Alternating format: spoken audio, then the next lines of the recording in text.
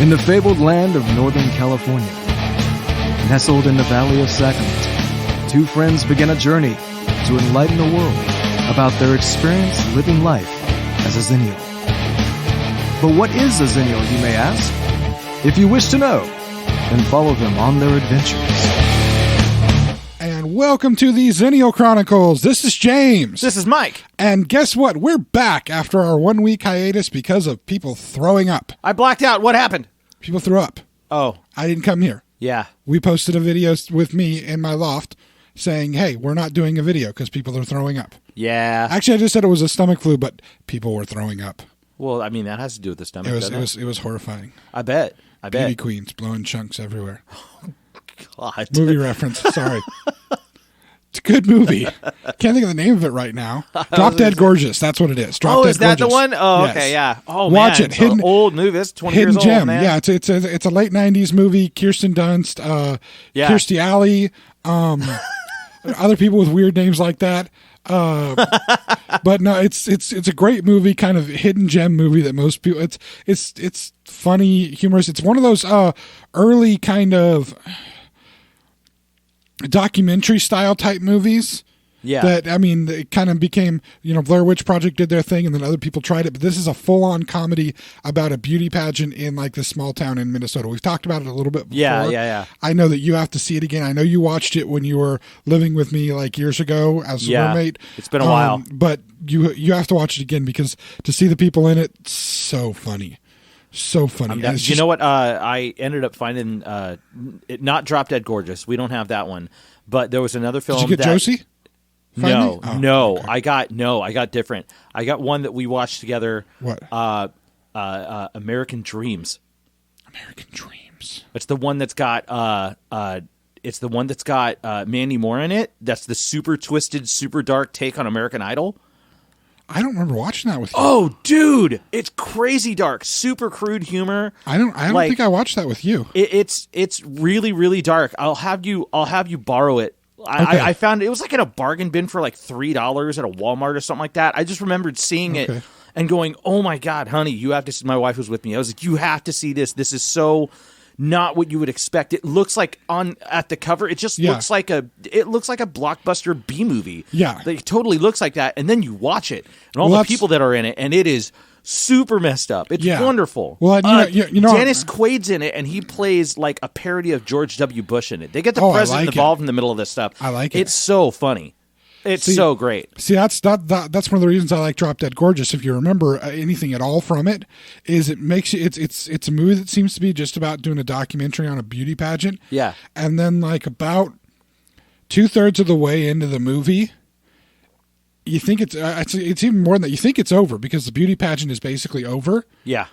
And then it takes a left turn, and then it takes a right turn, and then it hits a dead end and falls off a cliff. And like, especially the fall off the cliff moment, you're watching it and you're going, all right, this is happening.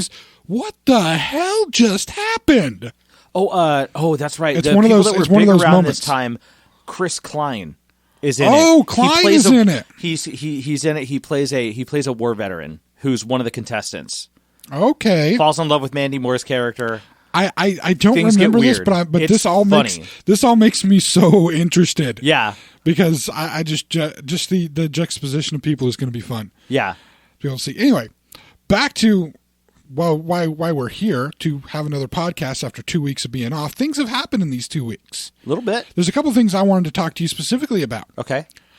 You're such a music guy. I'm into it, yeah. There's been an announcement. There's been announcements in the last 2 weeks about two bands kind of getting back together. Yes. I know who you're talking about. The first one, Goth and Emo Children of the World Can Be Happy. My Chemical Romance is doing shows again. They are getting back together. That's kind of, I know and live with a few My Chemical Romance fans. I actually like a few of their songs personally. I think their song, The Black Parade, I think was an attempt at trying to make a modern day version, at least when they came out, a modern day version of Bohemian Rhapsody. I don't think it fully succeeded, but it's a great song. They've been, from what I have known of them, I am not super into them. The things that I've caught from them, though, there was some stuff that they did what was the one that I really liked? Probably the one that I really liked more than anything was, I think it's Helena. Yes, it's the one named after his grandmother. I don't know I don't know who it's named after, but I know that song. That's one of my favorite songs. That's a good song. That's probably like, and I know a lot of people really like. They tend to gravitate towards that as one of MCR's best songs. Yeah, that's one of my I like favorites. that song. I never was really into MCR, but I never really like listened to their stuff. That song is a little hard to sing. I will say that. There's some high notes in that damn song. Cool. It's on one of the singing games that I have. The SingStar games. Oh, okay. Uh-huh. Yeah, I can do it, but the notes are very high. They hurt. Okay. They cause me pain. But anyway. We have some people, like I said, I have some people I know that are really excited to see them coming back. Hopefully they're going to do more. Right now they've just said they're going to do a couple of reunion shows, but it would be nice maybe to see them put out some more music. That would be interesting. Yeah. I know the lead singer Gerard Way, he's actually been involved in comic books since they stopped having the band. I heard about this. He writes, I believe he writes and draws his own comic books. That's cool, man. But he's totally huge into comic books. And then the other one, which I think has a little more meaning for you and I personally. Yes. You know which one I'm talking about, right? Oh, yes. I know. I've been waiting for this one. I've been waiting for it. I've been waiting for it to happen. I knew it was going to happen again.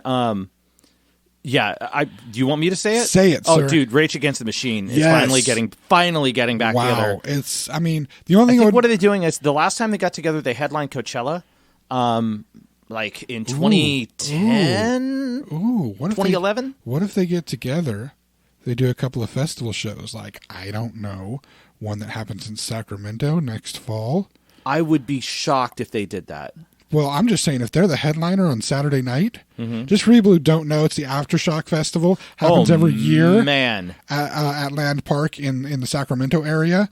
And at the Aftershock Festival this next year, 2020, Metallica will be headlining Friday night and Sunday night, and we'll be playing 2 separate sets on each night, so a different set each night. Yeah. But they have not announced who will be. First of all, they haven't announced any of the other bands. But moreover, they have not announced who will be headlining on Saturday night. Yeah. Again, Metallica Friday, Metallica Sunday. No Saturday night yet. Right. There isn't a major Saturday night headliner yet. But I will tell you this. Wouldn't that be cool if it was Rage? All I can say is anybody who's bought tickets or buying tickets for that would really be excited if Rage was playing that show. I'm just saying. Just saying.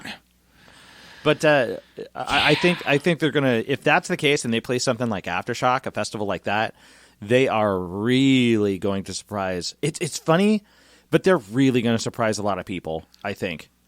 I almost had a chance to see them back in the 90s. God, that would have been amazing. I was one of those kids. I was a dumb kid. I was too worried about my job that I ended up leaving anyway. And a buddy of mine was like, "Dude, I have tickets to go see Rage Against the Machine," and it wasn't even like in a stadium. It was like a concert hall. So it was a smaller venue. And he was like, I got tickets. I got tickets. You want to go with me? I said, no, man. I got to go to work. I went to work instead of seeing Rage. That's literally as opposite. Do you know how much that hurts? That's as far removed from going to see a Rage concert as you possibly could be. I know. It's like, what, you even thought about going to work? Working in a corporate level job. You have no right to be at a Rage concert. You're right. I don't. Hey, we've all mistakenly made those sacrifices. Yeah, so. I missed the first Metallica symphony back 20 years ago. Yeah. Because I didn't go and get a ticket immediately because I was too worried about other people involved with me at the time. So you're saying that if you go, if they happen to play that Saturday, that it's going to essentially be like a double. It'll be a double shot for anybody who didn't get to see Metallica. A double retribution for your suffering over the past 20 years or so. I'm not saying I have tickets to Aftershock. I'm not saying I don't. But I'm not saying I do. I'm saying I don't. But man, I'm not saying that it's not justifiable. I'm just saying I just don't have that kind of money. I understand that. That's a consideration. It's to anybody who can afford to go. It's worth it. Go. The fact that you could a million times over. Yeah, go. The fact that you could see 2 different sets from Metallica. You're talking at least what do you figure in a set from Metallica? Between 8 and 12 songs. At least, yeah. I'd say so. And you're not gonna see the same set twice, but you'll hear some of the, probably half the set is going to be the same songs. Completely separate set each night. What? Friday night, one set. Sunday night, a different set. Completely separate songs both nights. Oh man, that means they're skipping out. Like that means that's going to be like a set where they're skipping out on Enter Sandman. That's going to be weird. That's fine. It's just going to be weird because it's like a staple. Yeah. I'm not saying that you have to hear it. Like if you go see Metallica, you're going to hear Enter Sandman. But this means there's going to be a set where if you go see Metallica, you're not going to hear Enter Sandman one of those nights. There should be. Well, there should be fun. There should be 3 songs you hear every time you see Metallica play. You should hear Enter Sandman. Okay. Typically, you should hear one, and you should hear Master of Puppets. Those are like the 3 songs you're going to hear no matter what. Absolutely 100%. They're songs you should hear every set. There's songs that you will hear, songs that you should hear, and songs that like you should be able to hear Fade to Black. Having seen Metallica 3 times, I've only heard Fade to Black played live once. Is that the same show that I went with you? No, Fade to Black wasn't played that night. No, the time I heard Fade to Black was in the they original. played Bread Fan though. Well, I heard it in the original Summer Sanitarium tour. Mm-hmm. I was standing on the field at Candlestick Park when Candlestick Park still existed in San Francisco, and they played. That's when they played, or I heard them play live. Fade to Black. It's the only time I've heard them do Fade to Black. I could have swore they played Fade to Black. I don't remember them playing Bread Fan at the show in Sacramento. Yeah, I remember there were just like. Bread Fan is Budgie, right? Yes, Bread Fan is Budgie. I remember they specifically named it, and I remember looking straight at you because we didn't expect to hear it. You know what? You're right. Because the first time because as soon as he said Budgie, we looked at each other like, no way, dude. It was because the first concert I saw them at was at Cal Expo. Yeah. In '98, I believe, and it was '98. It was September of '98. I saw them at Cal Expo, and they opened with Bread. Well, I mean, they opened with Ecstasy of Gold, obviously. Yeah. But then the second Ecstasy of Gold cut off, the very second, it went right into the riff of Bread Fan. Cool. Which is like, if you don't know Bread Fan, it's one of those galloping riffs that like you just want to hear and want to move to. Oh yeah. And it just started into that riff. Immediate mosh pit music. Yeah, just to start up that riff, and it was just like, oh my god, this is amazing. Yeah. This is so cool. That's dope, man. But speaking of Metallica, though. Oh, we are okay. Speaking continuing. of Metallica, we are continuing. Okay. After or actually the day before our last podcast came out, because our last podcast came out on Halloween. Yes. The day before that, Mike and I had a little date night, and yes, I'm going to call it that. Mandate. We went to the movie theaters to see the Metallica Symphony. Yeah, S&M2. The S&M2 in at the theater, the concert film, yep. Which will be, I'm sure, going out for DVD, Blu-ray, whatever, for people to buy. I was going to say, it's going to be within the next month. They make the album announcement after the end of the credits. Yeah. So I knew that. I'm going to find it. I'm going to find it. I'm going to Blu-ray it. I'm going to get whatever edition of it. It was, I loved it. Well, it was the second time you got to see it. Mm-hmm. First time I got to see it with a decent mix, because the first time I went... Well, you were sitting to one side, weren't you? We were sitting in the back and one side, and the way that they mix it, so they mix the whole thing in like 7.1 or 5.1. So the crowd's behind you, the band's in front of you, James's vocal is front center, all the vocals are top center. James's guitar is on the left, Kirk's is on the right. Everybody kind of knows that, but the drums are center surrounded. Yeah. So they're kind of in the back along with the symphony, and the symphony's out, and like all that kind of stuff. And the crowd's behind you. Well, the problem is when you get a guitar solo kicked in, that guitar solo gets, instead of what they normally do with like a stereo mix, engineer guy, right? I listen for this stuff. I'm just so y'all know, I'm sitting here listening to the engineer talking. Okay. So engineer stuff. So when you hear a stereo Metallica album, what happens is they'll take Kirk's guitar, bump it up a couple dB, and throw it in the center.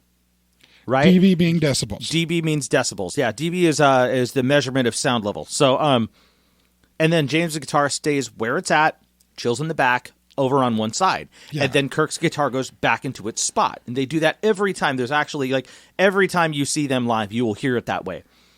What they did this time was they made sure that James and Kirk were very...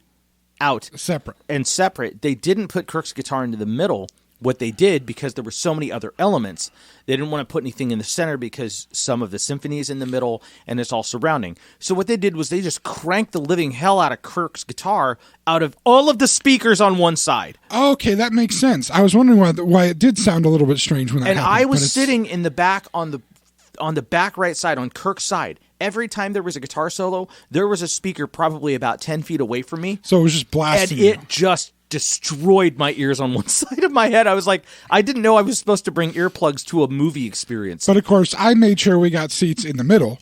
Oh, and it sounded fantastic. Yeah, that's why I was telling you, get center seats. Get the middle of the theater. Do not go anywhere else. Otherwise, you won't hear it right.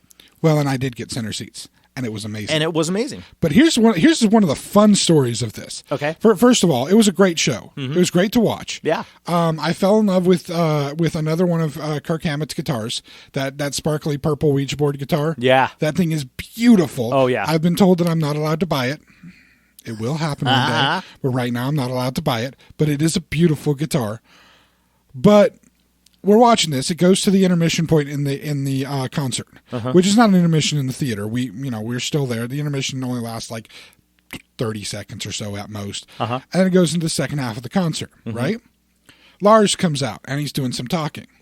As Lars is doing some talking, at one point he's got kind of his left hand up, I believe, and you see on screen a woman in kind of a tie-dye shirt, which was one of the shirts that they had sewing at the event. Tie-dyed shirt, stand up.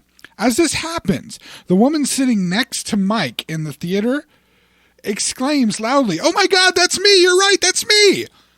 We're like, what the hell? Yeah. Did you hear her talking about it before the film started? Because I was sitting right next to her. No, did you? Yeah. She was sitting next to her sister, and her sister's like, yeah, you're in this one shot. It's right when Lars is talking about this thing over here, and you're right there in the background. Oh, so you had heard about this all before? Yeah, so I'm looking for it. I'm waiting for it because I heard them talking about it. And so, she makes this exclamation. It's like, what the hell? We lean over to talk to her, and she's like, yeah, I was there. Look, I'm there in the thing. And sure enough, it's her. She's wearing the same T-shirt. Yes.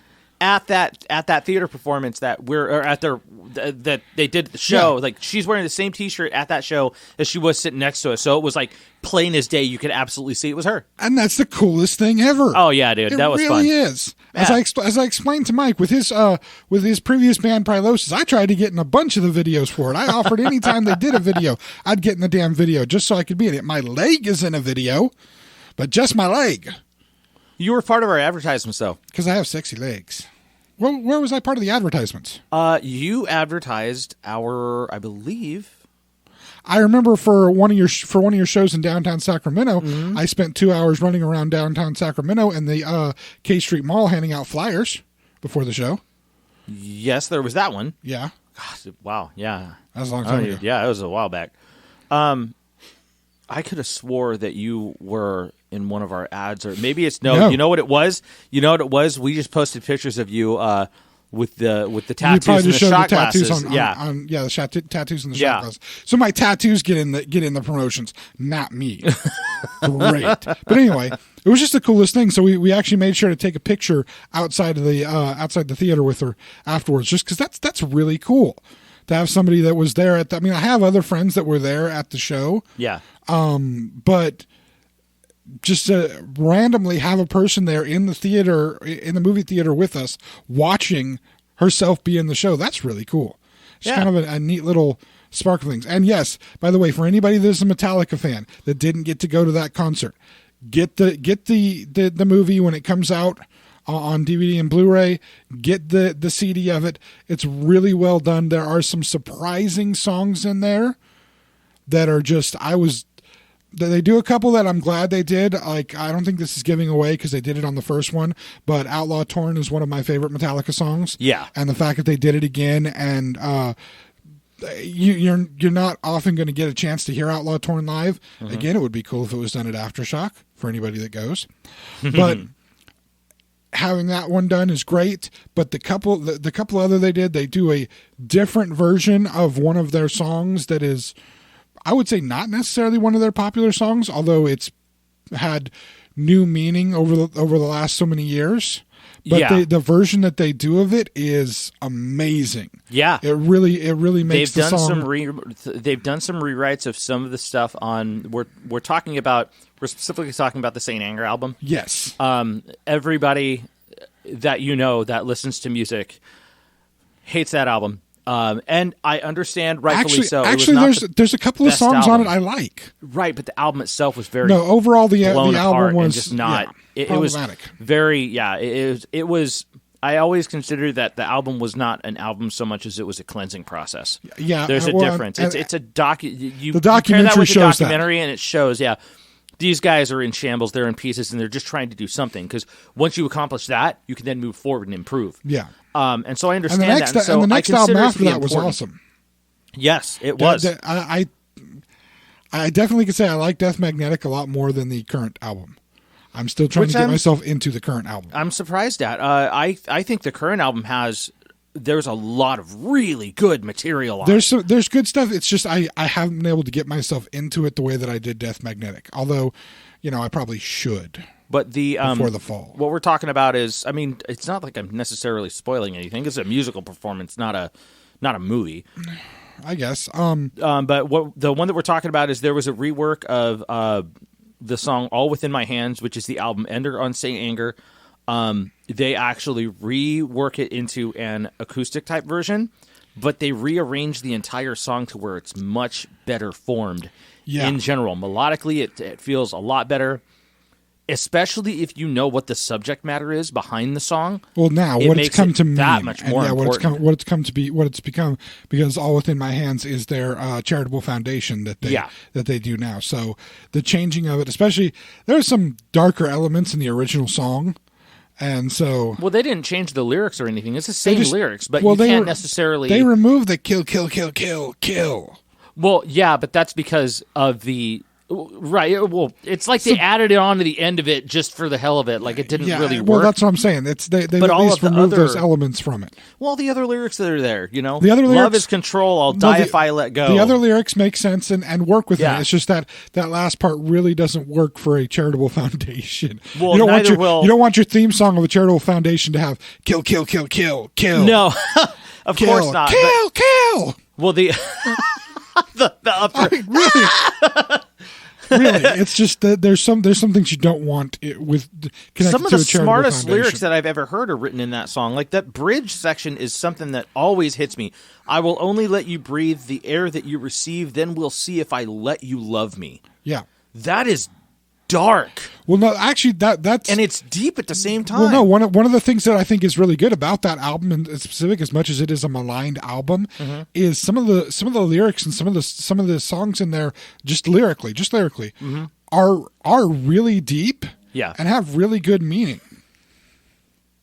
Really good purpose to them. Sweet Amber is one that I really love. Yeah, I love that song. Throw a solo on that song and it's perfect. Yeah, but it's the lyrics and the meaning behind that. Scratch your back so you won't stab mine. Yeah, and then seeing that moment come up in the documentary where he comes up with that line is just amazing. That was so cool there's some too. Gems within that. I do also like that live they started working in a guitar solo in the bridge section of Frantic. It actually makes it much more digestible, I would consider. That would make it more digestible, yes. Mm-hmm. I would agree 100% with that. Yeah. But I like it. But anyways. Anyway, it was a good concert film. Yeah. Good concert film. Again, more surprises. We gave away we said about the All Within My Hands, but there's a couple more surprising songs. One specifically that, I will admit I'm a crier. I cry at things all the damn time. Right. There are movies that I still, every time I watch, I cry at the damn movie. Yeah. There was a moment there in the theater I cried. There was a song that made me cry. Which was it? You want me to reveal it? I'll tell you mine. Unforgiven 3. That was good. I was bawling for that. And yes, Unforgiven 3 is on there for those who know that song. That was really good. And, okay, I'll spoil it since it's already been out. Mm-hmm. It's just James Hetfield singing with the orchestra. Nobody else none of the rest of Metallica on stage. Just James Hetfield singing. And it is brutal and powerful and emotional. And because that song is already, the Unforgiven songs I kind of have an interesting take to them, but I think in this way, or in this song, Unforgiven 3, I think it's the most personal of them because it's literally, why can't I forgive me?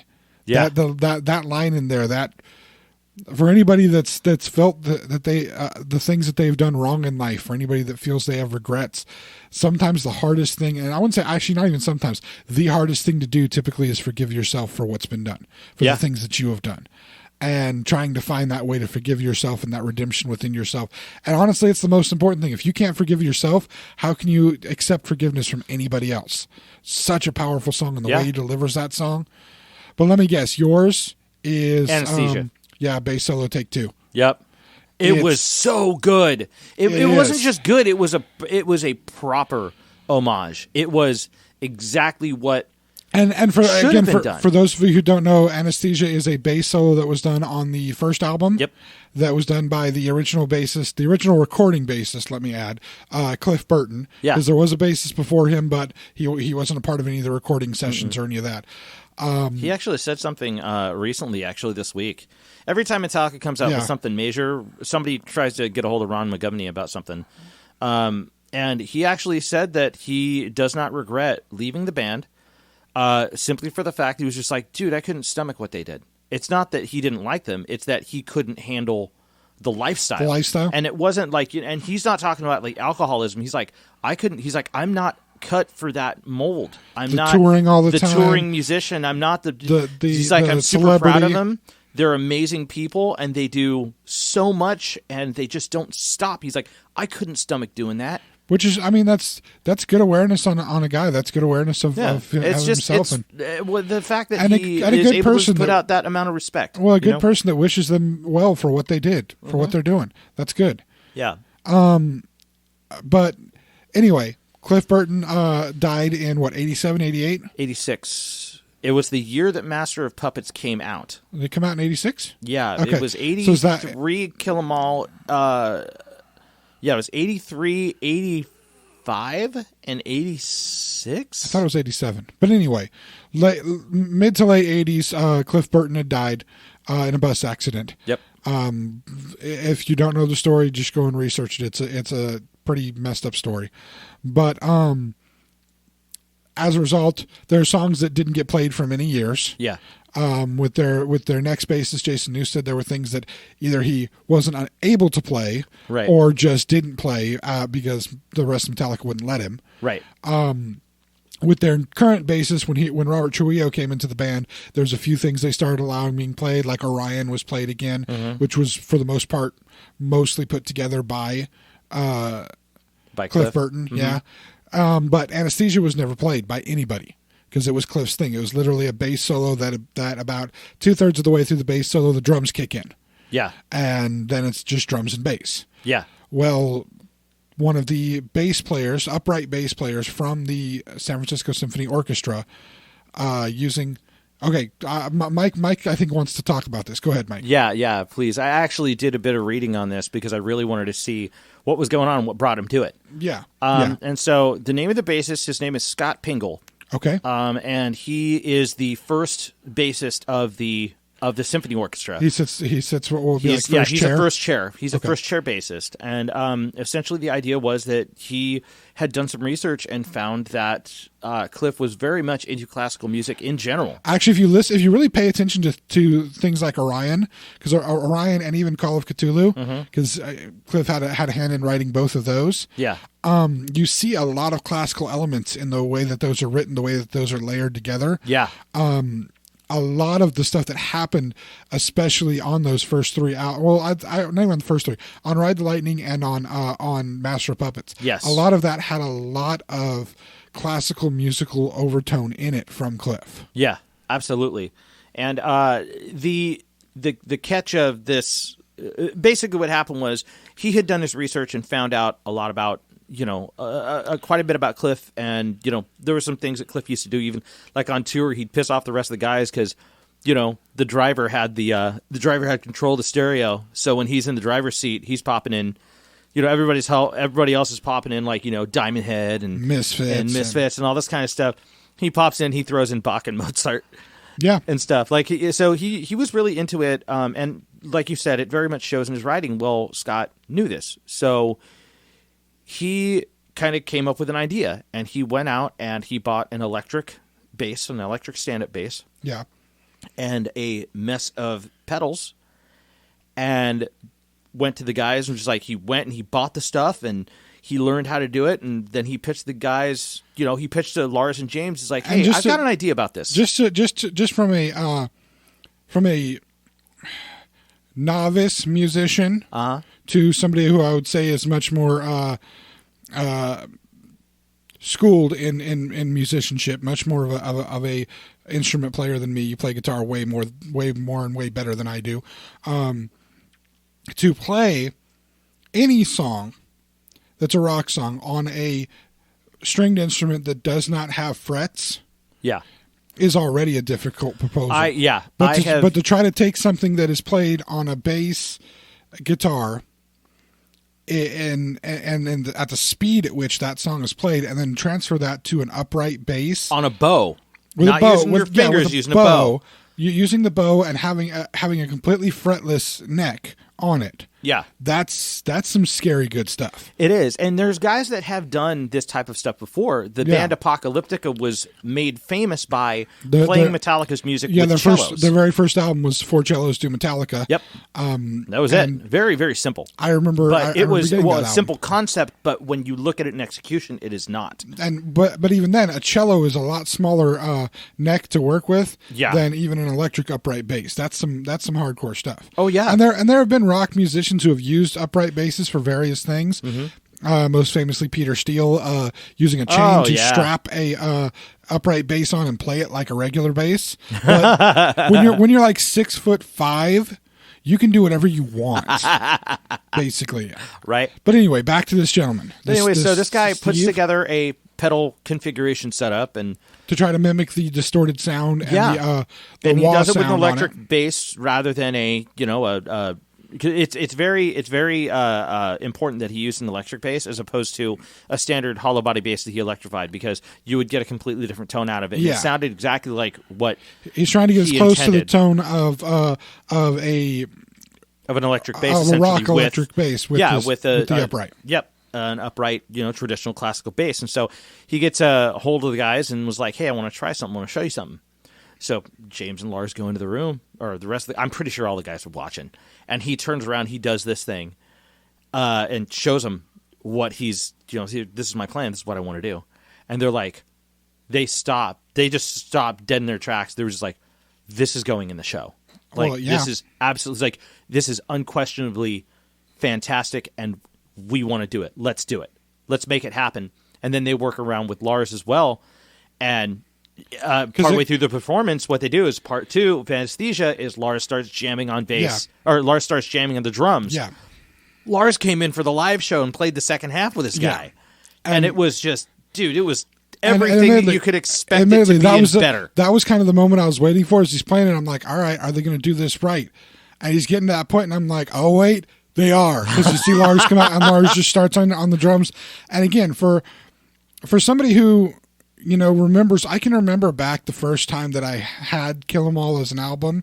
Yeah. I was introduced by Load and Reload to Metallica, but when I bought Load and Reload, I went back and I bought all the other albums. Now I had heard a lot of Ride the Lightning as a kid, and anybody who listened to the radio in the early '90s heard most of the Black Album over and over again. Yeah, for sure. But I hadn't heard a whole lot from Kill 'Em All, and I'd only heard really Master of Puppets from Master of Puppets. Yeah. So I went back and listened to everything, and the first time as you're listening through, because back then, kids, we listened to the entire album. Even though we got it on CD, we would listen to the whole album and not just skip songs, because you never know what hidden gems you could find. And when that song first came on, you hear that bass solo, take one. It's like, okay. And you hear this bass just start wailing, and you're going, damn, I thought bass was just like the crappy backing music for everything. That's just the guy keeping rhythm with the drummer so the guitarist can do all the cool stuff. Yep. Unless you're like Les Claypool and bass is the only instrument that you hear in the band. And then weird lyrics about beavers. But... that kind of sums up Primus pretty much for the most part. Pretty much. But to hear somebody be able to do that on a bass insult to Primus, guitar, that stuff is awesome. No, Les Claypool was told that he was too good a bassist to play in Metallica. Actually, when he auditioned for them, what was the video, the behind the music on? He's like, Diamond Head, who's that? I don't know who that is. You guys know any Isley Brothers tunes? Like, yeah, just not the right fit. We're like, but anyway, this isn't going to work. But anyway, to hear that was just an amazing thing, and then to see this concert video of this guy doing it, just really good. Harken back to the musicianship of Cliff Burton, just an amazing musician. One of those people, they always talk about people that are lost too young as musicians, and I don't know. Each person, I guess, has their personal opinion on which ones are real losses. Like, Morrison from the Doors. In my opinion, I'm not a huge Doors. I mean, I like him to some extent, but I don't see anything so transcendently great from the Doors. And moreover, any future of transcendently great. The Doors were essentially charisma set to music. That was their deal. Yeah, and that's why I'm saying, what have we lost? I'm not sure. You mean in the death of Jim Morrison? By the death of Jim Morrison, what more might he have done that we've really lost out on? See, that's where I come with. I don't know that he would have done more. I feel the same. I do feel the same way for and this one's going to get me a lot of people upset with me. I feel the same way with Kurt Cobain. Really? And he's the big death of our generation. But like, I don't know. We don't lose Kurt Cobain. We don't get the Foo Fighters. And I happen to be a fan of the Foo Fighters. I think Dave Grohl's made some of the best music of his career by himself. Or at least can agree with that. After Nirvana. I can agree with that too. Yes, I can agree with that to a degree. But I just don't know how much more Kurt compare. I don't know how much more Kurt could have given us. You know what I mean? I don't know what more he would have done. Would he have given us more, or would he have just flamed out after kind of the grunge movement had dissipated? Would he have come back? I mean, he would have come back maybe now when you see some resurgence of that stuff. I mean, take a band like let's think about this for a minute. If we're going to go on to that, like, I would actually like to have a pretty in-depth conversation. Then let's take a break. Okay, let's take a break right now. Yeah, that sounds great. Because I have a few things to say about that kind of stuff for sure. Okay, and we'll have a few more. There's a few more musicians' deaths that I would like to discuss, and then heck, this leads into another new development. There's an actor who died young, who apparently there's talk about bringing a CGI version of this actor into a new movie. Oh, I've heard about this. So we can maybe discuss that a little if we get time in the second half. Yeah. All right, we'll take a break right now. We'll be back in just a minute. Hey friends, this is Mike from the Xennial Chronicles reminding you to subscribe to our YouTube channel. You can also follow us on Twitter and Facebook at Xenchron, spelled Xenchron, to keep up to date on all things TXC. And please check out our official website, theXennialChronicles.com, or if that's too much to type, Xenchron.com. Thanks again for listening, and now, back to the show. Welcome back, everybody. So we're going to continue our conversation about musicians who died young and whether they would have had further contribution or not. I mean, obviously I'm sparking something with you, Mike, with my assertion on Kurt Cobain. Yes. Which is to be expected. Again, from our generation, Kurt Cobain was like a spokesman of the people in many ways. And again, I don't know. I've always been concerned about the fact that I don't know what more we would have gotten out of him. And then to have lost possibly Foo Fighters as a result, I like what Dave Grohl has done musically. Plus, who Dave Grohl is as a person, he's a pretty cool dude from what I understand. Mm-hmm. Everything that's said about him, all the stories that are said about him, he's cool to his fans, he's cool to the people he works with. Oh, yeah, the guy's an incredible person. So, I mean, would we have lost that person, that version of Dave Grohl if Kurt had stayed around? I'm not saying that if it was possible for another human being to live and not die, that I would just rather the person die. At least not in this case. I'm not saying that. I might say that in a different case, but I'm not saying that necessarily. I'm just saying what could Kurt have given us? People talk so big about Kurt having died and how big a thing that was. And again, anytime any person dies, it is. But did we really lose this great poet, or just somebody that maybe had done all they needed to for music? Moreover, if he hadn't died, would his music still be as big as it is today, or would it have just fallen by the wayside as another grunge band that didn't mean anything? You know what I mean? Like, would they have become like, I don't know, and I'm saying this Not necessarily as an insult to them at all, but would they have become like Green Day or something? Is what you're asking? Well, I mean, because Green Day did have their validity. Well, but Green Day's they also changed over their style of music in the sense that they really don't do the standard attempt at pop punk anymore. It's much more pop. It's much more pop rock than it is really pop. It's punk. very they definitely went the way of the rock crowd honestly, when you listen to their stuff, when you truly listen to it, it hasn't really changed a huge amount. I don't necessarily arguing whether or not that is a good or a bad thing is not part of this. No, I'm just saying that, but they've been able to remain with their changes. They've been able to remain relevant to the time period, and well, definitely, I would say so. And well, here's the thing: the question is, would Kurt have done that? I mean, I'll give you another. I'll throw out an example. Yeah. Has Pearl Jam really been relevant in beyond anybody but Pearl Jam fans since what? No Code, maybe their fourth album. Look, I mean, and that's the thing is, okay. So they here's still have a fan my base. my response to that, you know, and my response to what's going on with Kurt. And I think we can bring it back to Kurt on more than one occasion.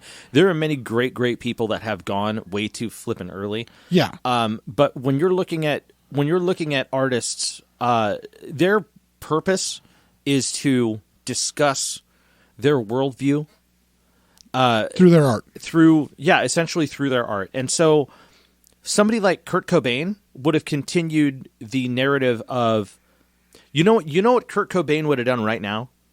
He would have been pushing for the he very much would have been pushing for something like for mental health advancements, which would be good, and a concentration on that, because that is a lot of the things he was dealing with.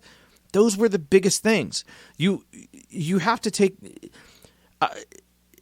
it's worth asking the question: what would that person have continued to bring in their opinions of society, and what would they have concentrated on? Well, but and I think what it comes down to is not necessarily that Kurt wouldn't have contributed something, because I agree he would have contributed something. Yeah. But I guess it's the way they put some people on one level of like, oh my God, this person was so much to lose in the general discussion of things. Mm-hmm. And then you talk about other people, and it's like, you bring up other people that died young, other celebrity, specifically musicians, since that's what we're really focusing on in this part of the discussion.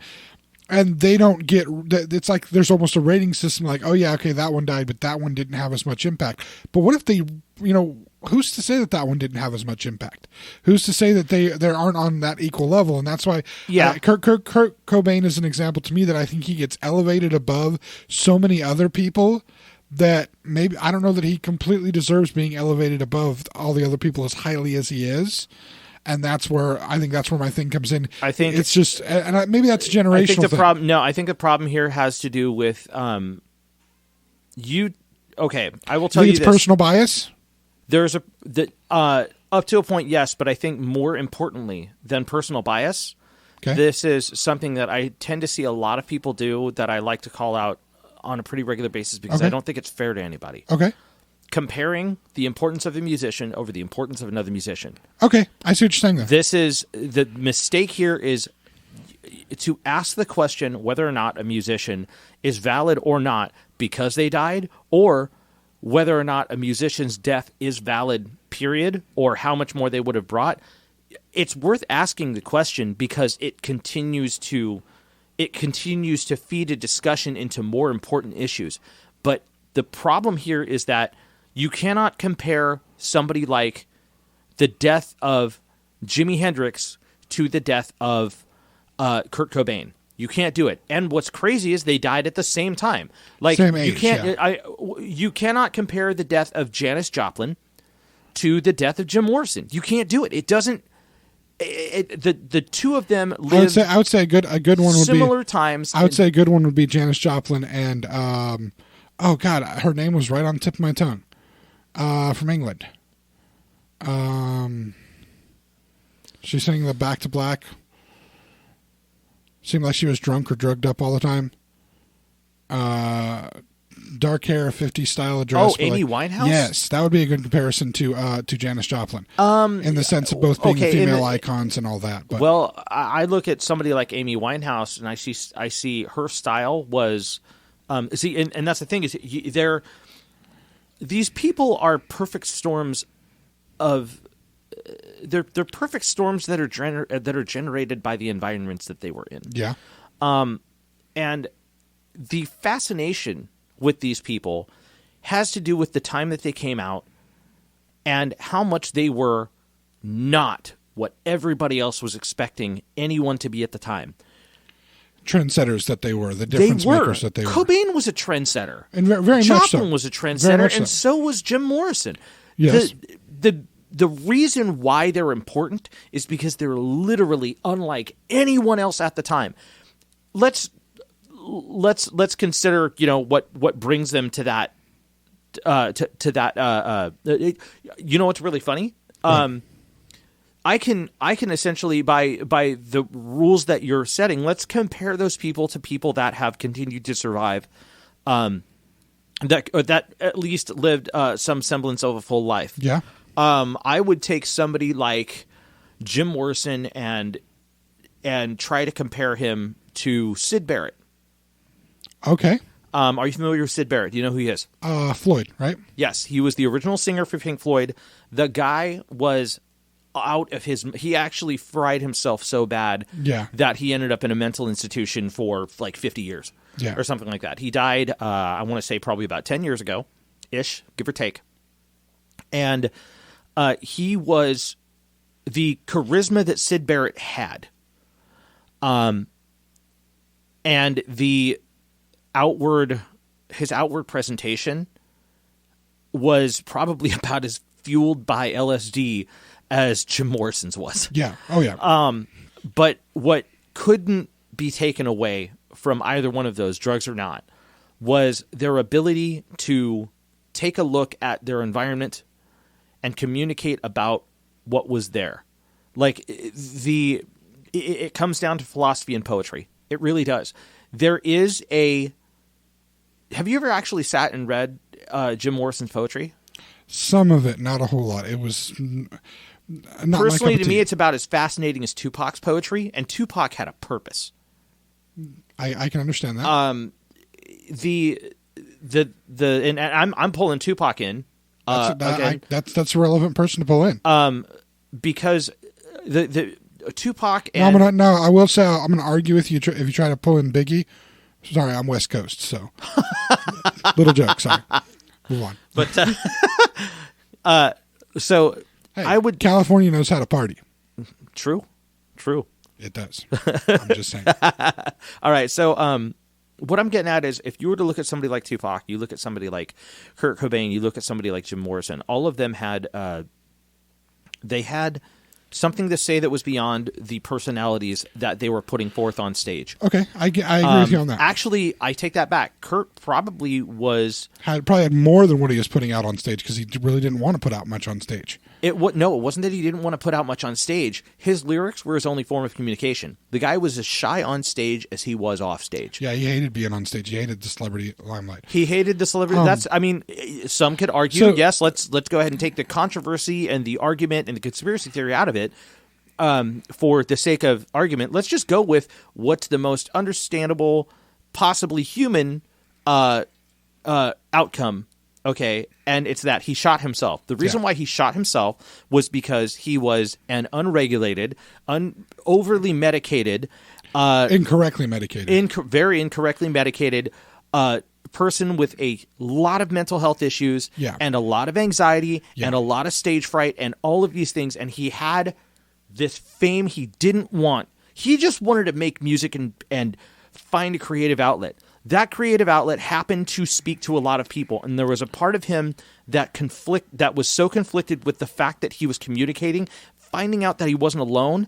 But then, when it came down to the opinions of those around him that were as superficial as the new people that were seeing Nirvana as this powerhouse of music that was not the same as anything else, it messed with him so bad that he made a very he made a very ultimate decision, let's say, and it was because he couldn't handle the it's not even pressure. That's not what pressure is. This is this has to do with the dangers of misinterpretation of your art.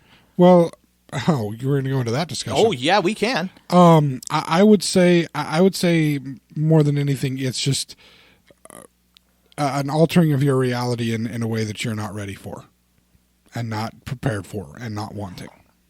You know what? I can agree with that very much. I think there are so many. This is the funny part about this is it's very open. But the problem is, you do still agree that it is worthy of the debate and discussion to say what more could they have done with their lives? Would they have ever been successful in a debating fashion? Not to demean the person, right, and treat them badly, but to really think about the fact. Again, Kurt Cobain being the example. If Kurt Cobain doesn't do that, he lives. Does he continue his music career? Does he stop his music career? If he continues his music career, do we then not have Dave Grohl go and do the Foo Fighters as his musical outlet? So we lose that. By losing the Foo Fighters, what other things might we lose? Right. Is this kind of butterfly effect situation in this? And whether he would have. I mean, there's that portion of it, but then there's the portion of whether he personally, Kurt Cobain personally, would have made any more art that would have been relevant to other people instead of just maybe relevant to himself.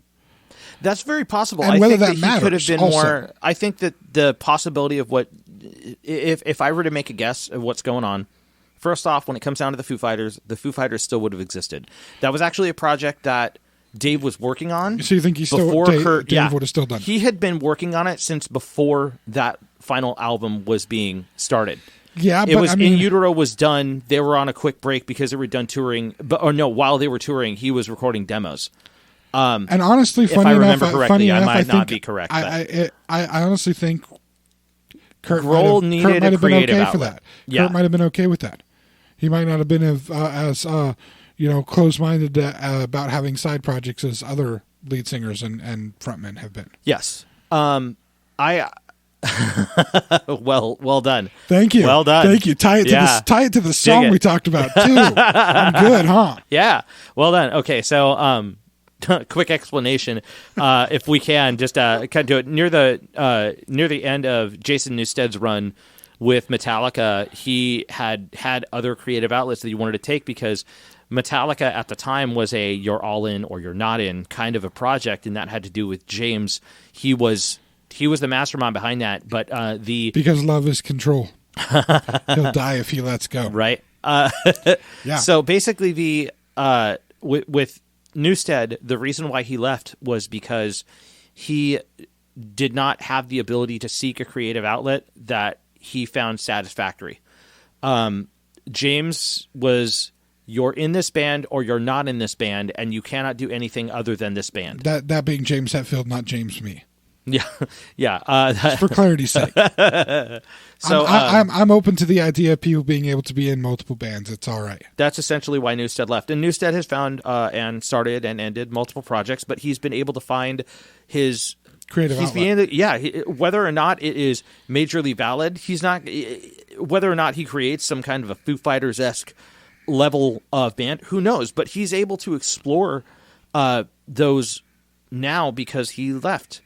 And he's proud of the fact that that's the case. He's happy with his life, and he knows he's happy for the rest of the guys continuing on their course. Basically, it's taken the same route as Ron McGovney did. But that being said, back to is there only one former Metallica member who's not happy? I mean, other than Cliff, because he's not in a state to be really happy or sad. But jeez. I mean. But does that mean there's only one former Metallica member that's not happy about the situation? He wasn't essentially, yeah. There was only one. Still bitter? No, he's not still bitter.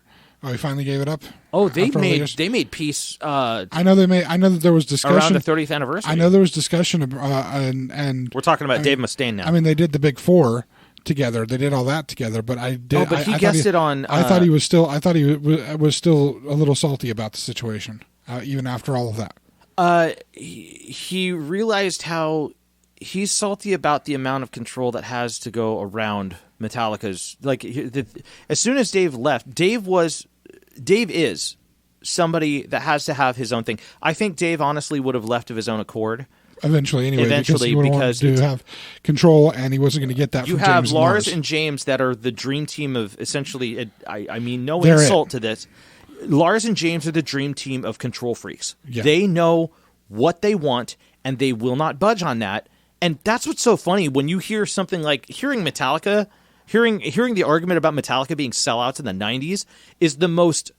It honestly, like, mentally, I cannot process it. It sounds ludicrous to me because those guys, James and Lars, are in complete control of the entire situation. Everything. Kirk had a interview that he did in Rolling Stone with St. Vincent. I was wondering if we were going to bring that up. At some we point. can. Kirk had an interview in Rolling Stone he had with St. Vincent, who's a fantastic guitarist, by the way. She is insane. Weird music that I say weird in the sense that it's not like most things that you hear on the radio or ever really, but I kind of like creative. it. Yeah, I kind of like There's it. It's got that strangeness to it that's just like it's definitely one of those things that like you. It's you one don't think you don't know you like it whether well or not no it's one of those music kind of it's one of those musics that if you like it you probably think that you're a little bit more refined and intelligent than most other people because I think it requires a level of not just accepting something easy to interpret. It definitely has more layers to it, and it does give you a little sense of I'm smarter than most people kind of thing.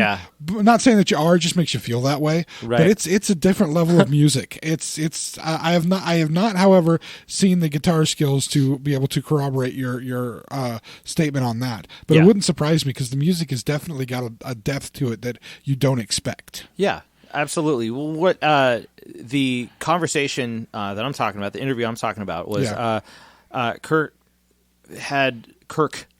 Yes. Sorry. Make sure. A lot of we have Kirk Hammett and Kurt Cobain. Right. That's K-U-R-T Cobain, K-I-R-K Hammett, like Captain Kirk Hammett. Captain Kirk Hammett. But yeah, Kirk was very vocal about the fact that he is far more educated musically than everybody thinks. Like they think Kirk Hammett is speed picking on the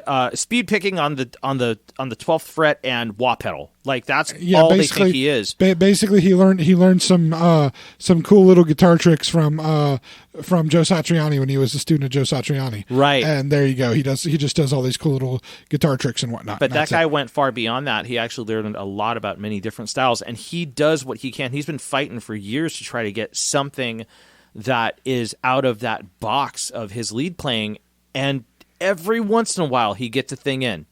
Every once in a while there's something that's just a little weird enough. If actually you look at the songwriting credits on the Load and Reload album, you see a lot more songwriting credits from Kirk Hammett on those albums.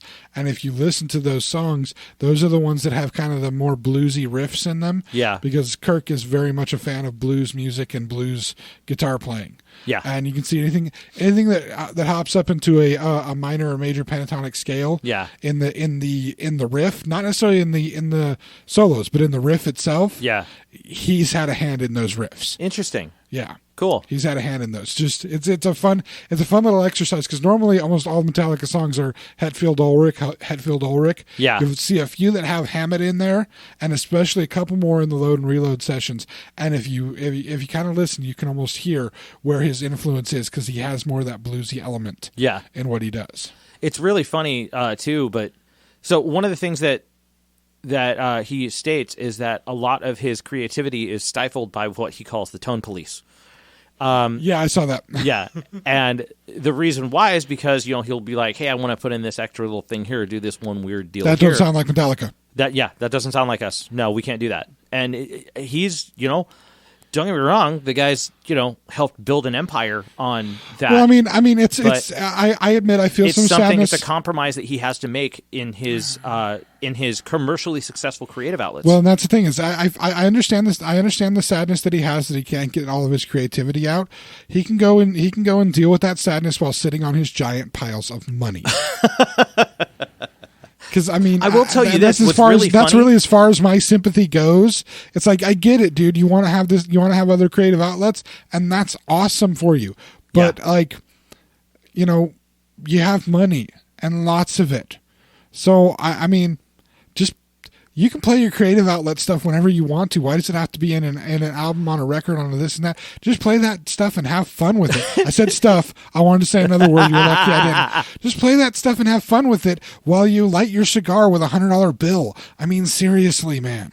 You know what? He may have more money than he needs to than he is ever going to need, but that's kind of beside the point. Like, here's the thing. That interview makes me want to know, what does this guy know? What is this guy writing in his home studio that's never coming out commercially? Well, that's because he's got to have a vault worth of stuff at this point. He had a phone that he lost. Oh, that's right. He lost a. He had a phone. He had a phone that had like hundreds of riffs. Yeah, he had hundreds of riffs on his phone, and he lost it. And so he really didn't have much to bring to the table for the most recent album. Most recent album was all Hetfield stuff that was Hetfield and Ulrich stuff that they brought to the table. Wow. Okay. Yeah, it's interesting. You know, it's really funny.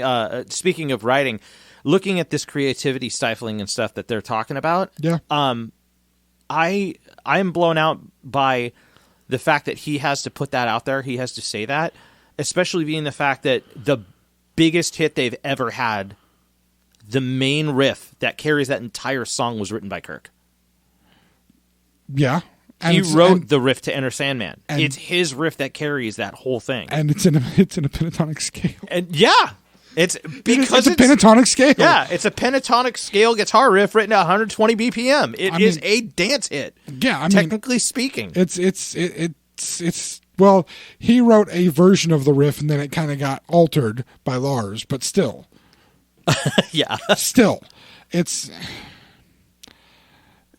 Anyway, we strayed from the point, but that's all right. We did. Okay, so going back to the case of Cobain, and let's explore Cobain and Dave Grohl for a bit. One of the things that we were talking about is I honestly think that Cobain's death really didn't stop these guys from being as prolific as they were. I think what would have happened is Cobain would have branched off. Like, this is my guess as to what would have happened. I think Cobain would have branched off and talked about mental health with the same conviction and the same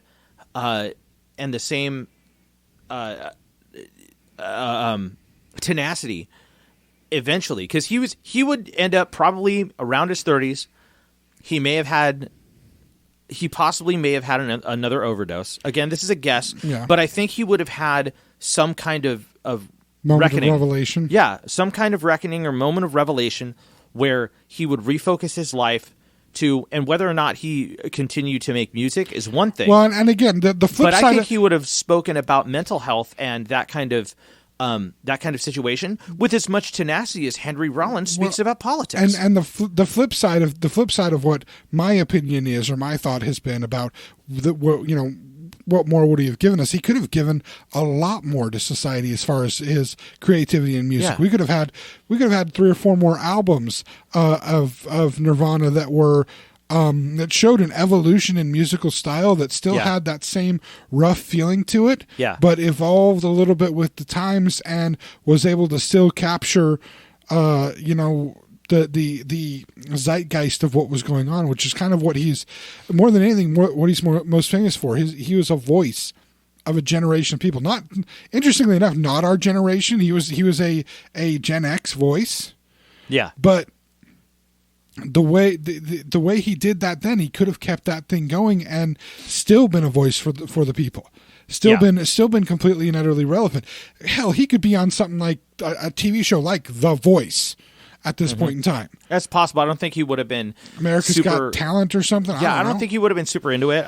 You never know what would have happened. I don't know. Yeah, I'm not sure. But he wasn't an anti-establishment person. He was an anti-oppression person. Yeah, he was against oppression, not any of this other stuff. Like this is the guy that cut his teeth on Joe Strummer and John Lennon and he got his philosophy on life was based on a lot of Neil Young, another one. Like these people that he trained his life philosophy with, they all are very they're about personal freedom. They're about expression. They're about he just wanted to follow that he wanted to follow that philosophy, but when it came down to the pressures of being misinterpreted as some kind of commercial pop powerhouse, that was something that was completely outside of his. Yeah, it was outside of his realm of thinking. He couldn't even process that. It didn't make any sense to him. He didn't understand why he was being vilified so much. I get all that, and I'm not necessarily worried about the discussion of what may or may not have led to his suicide, or however anybody wants to interpret what actually happened to him. Yeah. But sorry, I apologize for going on that. I'm just more again thinking of what more he may have been able to bring artistically. And again, even if he wasn't able to bring anything artistically more to the table, that's not to demean a human life in any way, shape, or form. And I don't want anybody to think I'm demeaning a human life in that way. No. I'm just saying the way that the public responds to the death of some of these artists, and how they respond to the death of some but don't respond to the death of others. Like outside the Cliff Burton was kind of the impetus of, since we talked about him, outside of the metal community, there's nobody else who really cared about the death of Cliff Burton. It was just a metal community thing.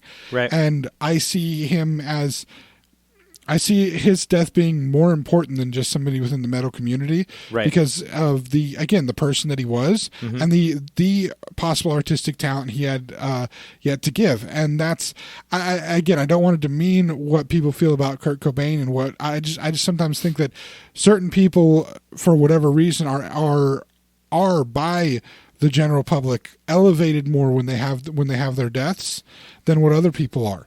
And it's like Elvis being a prime example. Whether you believe he's dead or not, the world is supposed to accept the fact that he's dead, and I don't see any reason why not to think he's dead.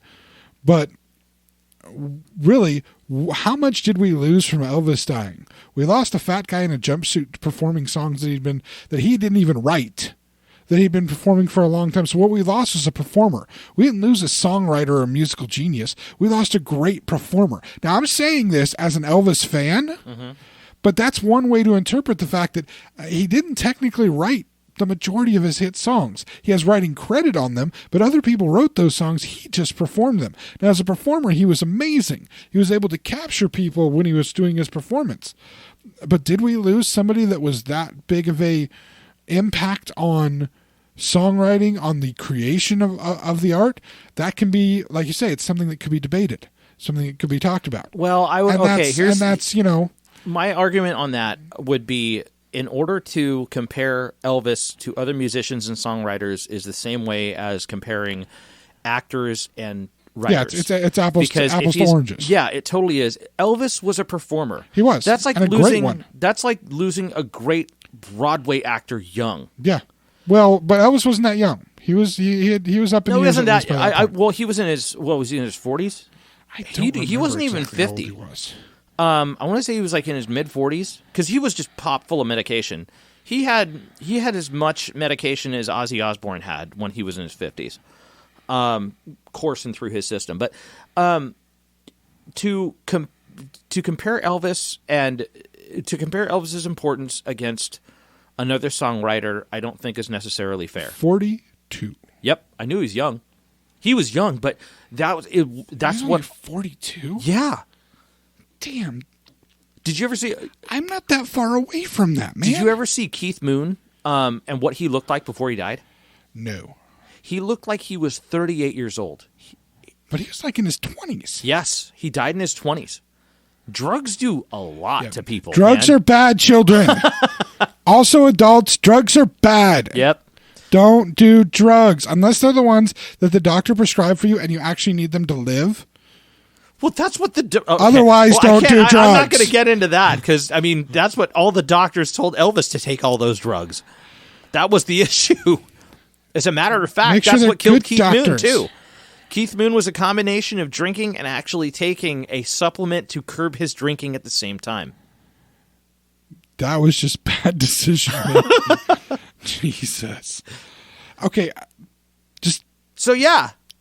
Some drugs are good, but don't take drugs. Damn it. So difficult. I think this is a good spot to call it. It's a great spot. Thank you. All right. Well, I guess we're done for the day. Yeah. Mike is saying we're done. He wants me to stop talking to people about drugs. Thank you for listening. Glad we could be back after 2 weeks. Yeah. Hopefully we won't have to take a break like this again. No more throwing up of people, because throwing up is bad. Yeah, throwing up is bad. Throwing up is very bad.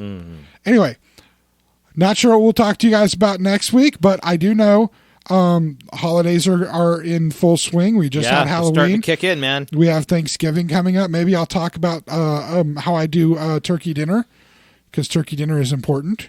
Yeah. I make bomb-ass turkey. Oh, yeah, dude. That's a Have great you ever had one. my turkey before? No, sir, I do not believe You've so. not had my turkey before? My turkey requires His a lot of turkey work. before. Okay. Actually, the first time I did this turkey, we did pre-Thanksgiving. 2 weeks ahead of Thanksgiving. So that you So I knew that I could make the perfect turkey recipe? right. Nice. I wanted to try. I was trying a recipe. It's actually a recipe by my favorite Food Network chef. Okay. I wanted to try the recipe and make sure it worked. Make sure I was able to get it to work properly. Okay. And I invited. I actually invited our website designer Rob. Nice. Over, because best friend. Yeah. A kid after him. Great guy. I invited him over for our first ever pre-Thanksgiving, because this is the first Thanksgiving that myself and my wife were going to host as adults. I know she knew how to make all the other stuff. Like, she makes giblet gravy and like real giblet gravy. Dude, you're making me hungry, man. Welcome to my existence. I'm always hungry. I'm fat.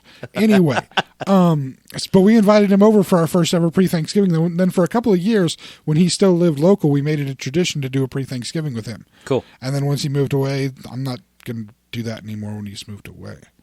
I would be nice to have turkey multiple times. But last year, I actually had 3 turkeys.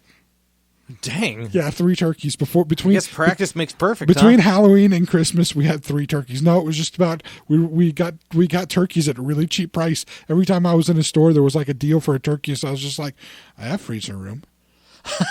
I'll get another turkey. And I perfected my turkey method to this point, where, like, you know, like when you're first doing a recipe, you have to get measurements and you measure everything out real careful and whatnot. And yeah, totally. Make sure you get all of the right things. No, not now. Now it's like, cool, I'm making the stuff for the turkey. Start a day ahead of time. Start making all the stuff I need to. It's just boom, boom, boom, boom, boom. I'll add this time. That might make the flavor a little different. All right. And it turns out perfect every time. Nice. Every time. Nice. All right. So now that you all are hungry, go get something to eat, and we'll talk to you next week. Although, I've forgotten something. What have you forgotten? We took time off, and now I'm forgetting things. What are you forgetting? Mike, where can people listen to us? Oh, well, you can listen to us at the website, the Xennial... Blah, blah, blah, blah, blah, blah, blah, blah, blah. Don't mark it. You're not going to edit this Take out. a week off, and now... Everything's going wrong. It's chaos. All right. Cats and dogs sleeping with each other. All right. Movie reference. You could see us at the Xennial Chronicles, or hear us at the XennialChronicles.com or Zencron.com if you don't want to type that much. Speaking of Zencron, you could follow us on Facebook, you could follow us on Twitter, and check us out on YouTube. Please. Our entire archive of all of our episodes are on our YouTube page. So if you're listening to us on YouTube, or you search for the Xennial Chronicles on YouTube, make sure to click the subscribe button and click the bell icon so when a new episode comes up, you can hear us. Quick funny story. What's up? Because I will admit that you know, it's always nice to up our subscriber numbers. So my 3 children who have their own tablets and their own YouTube accounts and their own Google accounts, their own YouTube accounts, because, you know, they get emails, they get stuff, they want to do things on their tablets. Yeah. Yeah, I had all 3 of their YouTube accounts subscribed to the podcast. And click the bell thingies, and so my son comes down after we posted the video last week. Yeah. My son comes downstairs from watching his tablet. He goes, "Dad, what? I saw you on YouTube, Dad." Oh, you saw my video? Yeah, Dad. Where was I? Up in your room. Yeah, I was up in my room. I saw you on YouTube. Isn't that cool? Yeah. Like, hell yeah, it's cool. It's great. You get to see my face.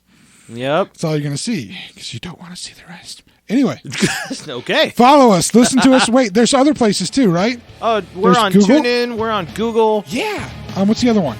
You can Spotify. Catch us on Spotify, yes. Spotify. Yes. So please listen, like wherever you can like us, follow. And we'll talk again next week. You guys have a good one.